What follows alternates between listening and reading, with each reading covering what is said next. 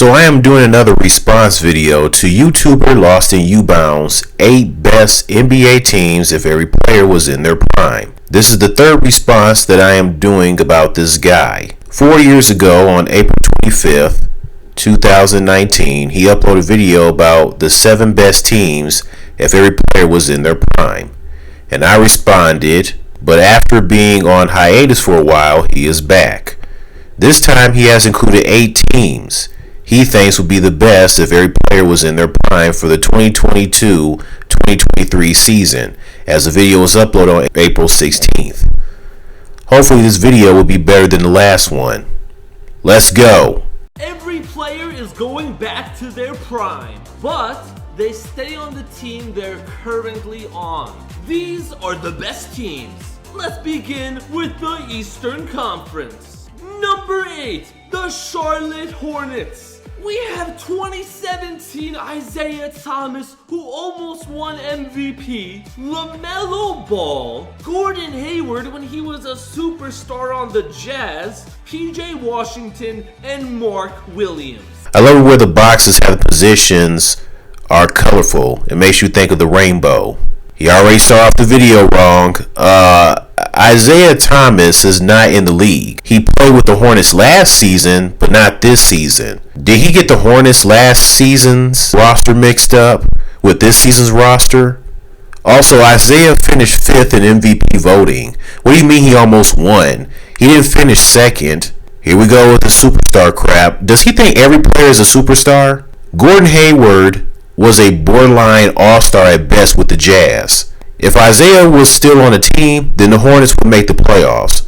But with no Isaiah, even with a prime Gordon Hayward on the team, the Hornets would not be a playoff team. Number 7, the Brooklyn Nets.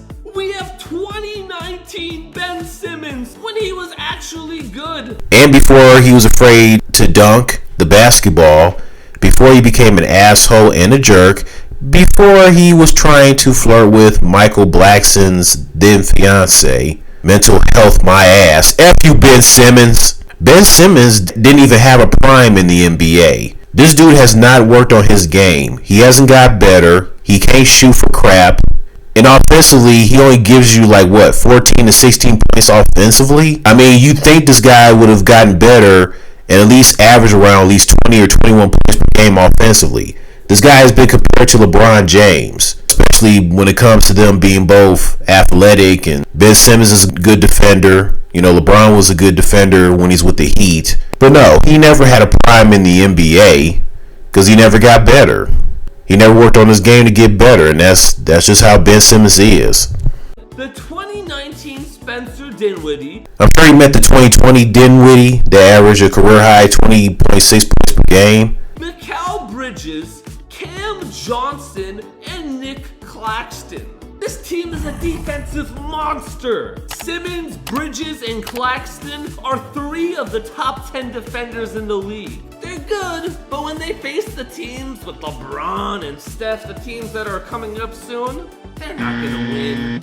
Numero 6, the New York Knicks. MVP Derrick Rose. Jalen Brunson, 2022 Josh Hart. I would start prime Evan Fournier over prime Josh Hart, where he scored 20 points per game. Julius Randle, and 2022 Mitchell Robinson. I'm in love with this team. Any team with prime Derrick Rose is an automatic contender. The first 4 players combined literally average 100 points a game. And Mitchell Robinson is an amazing defensive center. It's crazy how good this team is. But what's crazier is how good they are, and they're only number 6. Number 5, the Chicago Bulls. They have 2015 Patrick Beverley. I would start 2021 Pelicans version of Lonzo Ball and have Patrick Beverley off the bench. 2021 Zach LaVine. 2017 DeMar DeRozan. 2021 Nikola Vucevic. And 2019 Andre Drummond. This team is filthy. DeRozan and Vucevic were each scoring 27 points a game in their prime. And the defense between Pat Beverly and Andre Drummond? Who's gonna score on this team? I'll also start Drummond at power forward and Vucevic at center. Also, why does he have the 2021 Levine instead of this year's Levine? DeRozan is still in his prime with the Bulls, so is Nikola Vucevic. So why have the Raptors version of DeRozan and the Orlando Magic version of Vucevic before he joined the Chicago Bulls? DeRozan did have his best statistical season in 2017 with Toronto. I guess he wanted to have the younger version of DeRozan, but DeRozan is still in his prime in Chicago. And like I said, Vucevic as well. Either way, this Bulls team would have been filthy, like LostNUnbound's said. And it would definitely be a playoff team if they were in their primes. Lonzo, Levine, DeRozan, Drummond, Vucevic, Patrick Beverly, the 2021 Kobe White. What a team. Numero 4, the Philadelphia 76ers. MVP James Harden, Tyrese Maxey, Tobias Harris from 2019, PJ Tucker also from 2019, and the current Joel Embiid. James Harden was averaging 36 a game in his MVP season. James Harden averaged 30.4 points per game when he won the MVP. It was the next season when he averaged 36.1 points per game. So which is it? The 2018 MVP Harden or the 2019 Harden? How do you guard a team that has two players scoring over 30 points a game? They're gonna rip your defense apart. And PJ Tucker in 2019 was one of the best defenders in the league. I would go with the 2014 PJ Tucker with the Phoenix Suns, since those were his best years. So between him and Embiid, good luck scoring in the paint, because you're gonna get blocked, and blocked again. Moving on to the top 3, the championship contenders. Number 3, the Milwaukee Bucks. We have 2014 Goran Dragic, 2019 Drew Holiday, 2021 Chris Middleton, MVP Giannis, and the 2013 Brook Lopez. I'll have Drew Holiday at point guard, Wesley Matthews at shooting guard, Middleton at small forward, Giannis at power forward, and Brook Lopez at center. This team is crazy. Dragic used to score 20 points a game. 2021 was the year the Bucks won the title. But Brook Lopez is so interesting because this is a decade ago. When he used to be an offensive beast, he even made the All-Star team. The Bucks are a championship contender, but I like number 2 more. Number 2, the Boston Celtics. Defensive Player of the Year, Marcus Smart. Jaylen Brown, Jason Tatum. Rookie of the Year, Blake Griffin. And 2011 All-Star, Al Horford. I would start with Indiana Pacers version of Malcolm Brogdon over Marcus Smart. And Rookie of the Year, Blake Griffin, is not prime Blake Griffin. What the heck, man? I was expecting the 2014 Blake that finished third in MVP voting for the Clippers, or the 2019 Blake of the Pistons, who was an all-around better player. This team is insane! And number 1, wait, before number 1, let me show you the worst team in the league. The worst team would be the Orlando Magic. This has to be the best worst team I've ever seen. We have Rookie of the Year, Michael Carter-Williams. 2018 Gary Harris, Franz Wagner, Paolo Banchero, and Wendell Carter Jr. This team being the worst just shows how crazy this video is. I still think the Pistons will be the worst team in the East, with every team in their primes. The Magic will still not make the playoffs, but will not be the worst since the roster isn't that bad. At least they would have Rookie of the Year Michael Carter-Williams and Denver Nuggets version of Gary Harris to put them over the Pistons. And number 1, the Miami Heat.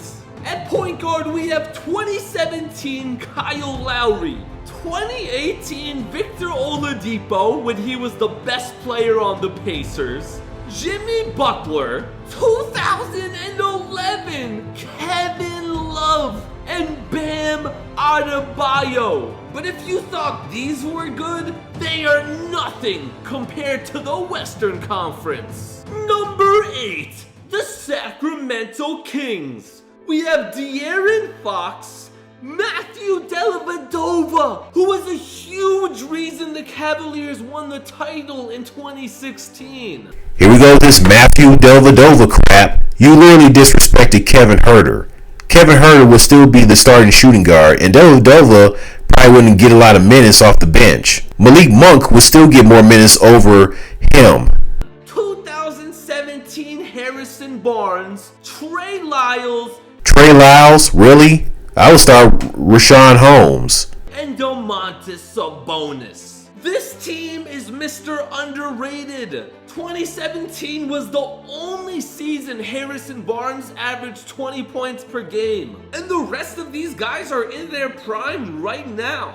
This is a great team, but the Western Conference is just too good, so they're not even a contender. Number 7, the Minnesota Timberwolves. We have 2017 Mike Conley, Anthony Edwards, Jaden McDaniels, 2018 Karl Anthony Towns, and 2022 Rudy Gobert. I would start Torian Prince at small forward when he was with the Hawks. I would also have the 2019 version of Rudy Gobert instead, since he averaged 1.4 blocks per game this season compared to him averaging 2 blocks with the Jazz.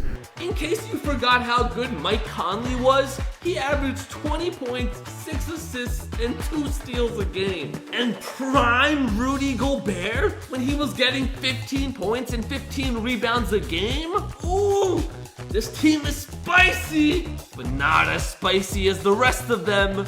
Number 6, the Dallas Mavericks. We have Luka Doncic, championship Kyrie Irving from 2017 when he won the title. First off, I would have Kyrie at the point guard and Luka at the shooting guard. And Kyrie won a championship in 2016, not 2017. 2019 Tim Hardaway Jr. So this must be the 2020 Tim Hardaway Jr. because he split the season with the Knicks and Mavericks during the 2018-2019 season. I would personally have the 2018 version of Tim Hardaway Jr. with the Knicks. 2020 Davis Bertans, and 2012 JaVale McGee. The first 3 guys are obvious. They are all incredible scorers. But these big men are unbelievably underrated. Bertans was scoring 15 points per game, shooting 44% from 3. And JaVale McGee in 2012 was one of the best defensive centers in the NBA. Look at this block! Nobody was doing stuff like this except JaVale McGee. I would start the Rockets version of Christian Wood over JaVale McGee. And Markieff Morris over Davis Bertans.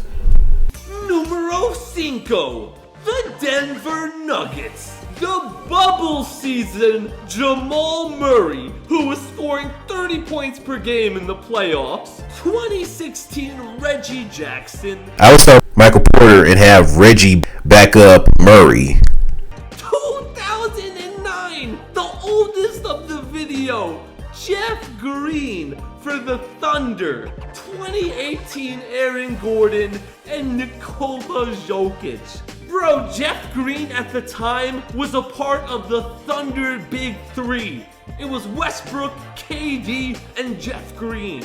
This team is nuts because every player is capable of scoring 30 points. All of them. I promise you, this team is scoring 120 points per game at least. The problem is the defense. None of these guys are really great defenders. And I already told you, defense wins championships. Number 4, the Los Angeles Lakers. We have 2020 D'Angelo Russell. D'Angelo Russell with the Warriors before he was traded to the Timberwolves? By the way, we share the same name since, my name is D'Angelo. You should have gone with the 2019 D-Lo with the Nets, averaging 21.1 points per game. And by the way, was an all-star too. But you're going with the 2020 Warriors D'Angelo Russell before he's traded to the Timberwolves. The heck? 2021 Lonnie Walker III. I would start Malik Beasley at the 2, who averaged a career high 20.7 points per game with the Timberwolves. 2012 LeBron James. 2022 Rui Hachimura. 2021 Rui Hachimaru for me. And 2018 Anthony Davis. So we have LeBron's MVP and championship season. We have Anthony Davis when he was the best center in the league. And we have D'Angelo Russell, the only season he played on the Warriors, but it was also his best season of his career. His best season was his second season in Brooklyn, dude. How does a team with prime LeBron and prime AD not be the best? How? I'll show you how. We're moving on to the top 3. Number 3, the Phoenix Suns. Get ready to lose your mind. 2009 Chris Paul, Devin Booker, MVP, Kevin Durant from 2014, 2020 TJ Warren, and DeAndre Ayton. Boy, that starting 5 is banging in their primes. Hornets, Chris Paul, and the MVP OKC, Kevin Durant would have been bananas. Oh my goodness. These first 3 players are unstoppable. And I know you're thinking, oh, TJ Warren, he's just a role player. Not in 2020. He was scoring 20 points a game that season. And CP3 in 2009 was the best point guard in the NBA. This team literally gives me goosebumps. Number 2, the Golden State Warriors. We have MVP Steph Curry. It was the year they won 73 games. 2017 Klay Thompson. 2017 Andrew Wiggins. Prime Andre Iguodala will start over Andrew Wiggins. I mean, you mentioned him in the last video back in 2019, but not this one? And yes, Andrew Wiggins did have his best statistical season when he's with the Timberwolves, when he averaged a career high 23.1 points per game, where he looked like he could have been a potential all-star. But he never lived up to the potential. I guess he didn't want to deal with that pressure. I'm fine with him having the 2017 Andrew Wiggins. I know in the last video that I said that he could have gone with the 2019 version of Andrew Wiggins back when he made the 2019 version of this video. Now looking back on it, I was fine with him using the 2017 version of Andrew Wiggins. And for the 2019 Thunder, yeah, I was fine with him having Dennis Schroeder as a starting shooting guard and Raymond Felton off the bench, now that I think about it. And I was fine with the 2017 version of Jay Crowder from the Celtics. And look, I know that Andrew Wiggins is a more consistent player than he was in Minnesota and a better defender, but I have no problem with him going with the 2017 Andrew Wiggins. I mean, shoot, Andrew Wiggins was inconsistent in the semis against the Lakers in this playoff series. And 2017 Draymond Green and Kevon Looney. So the big number, 2017, that's the year the Warriors won a title. And these guys in the playoffs, oh my goodness, they went nuts. And the cherry on top, I know I said Steph Curry won MVP, but that season, he had a 50, 45, and 90 season. Whenever a player goes 50, 40, 90, it's a huge accomplishment, forever remembered in NBA history. But 50, 45, 90? How is that possible? And number